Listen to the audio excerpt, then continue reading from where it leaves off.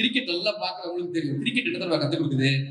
ஒருத்தன் ஜெயிக்கணும்னு வரானா, களத்துல ஒருத்தன் ஜெயிக்கணும்னு வரானா, அவனை அவுட் ஆக்கணும்னே ஒரு பவுலர் நிக்கிறாரா, என்னப்பா அர்த்தம்னா நம்ம வாழ்க்கையில ஜெயிக்கணும்னு வந்தா நம்மளை தோக்கடிக்கிறதுக்காகவே ஒருத்தன் எப்பயுமே காத்துக்கிட்டே இருக்கும்.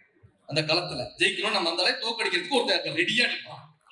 சரி, இவர் ஜெயிக்கணும்னு பேட் எடுத்துட்டு வராரு, அவன் அவுட் ஆக்கணும்னு பவுலிங் நிக்கிறான். இந்த கூட ஒரு 10 பேர் இருக்காங்க சார், ஃபீல்டர்னு. இவன் ஒருத்தன் தானே வந்திருக்கான், கூட ஒரு 10 பேர் நிக்கிறாங்க. என்ன பார்த்தோம்னா ஜெயிக்கணும்னு நாம மட்டும்தான் வருவோம், ஆனா தோக்கடிக்கணும்னு மட்டும் நமக்கு எதிராக 11 பேர் எப்பயுமே காத்துக்கிட்டே இருக்கும். ஜெயிக்கணும்னு ஒருத்தர் வந்துட்டாங்க,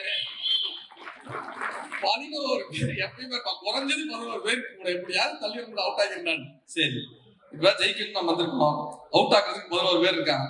இவனாலதான் நம்ம அவுட் ஆகும்போனா கிடையாது சார், நம்ம கூட ஒருத்தர் வந்திருப்பான் ரன்னர், இப்படி ஓடி வர்ற மாதிரி அப்படி ஓடி போயிடுவான். டேய் உன்னை நம்பிதானடா நான் வந்தேன்.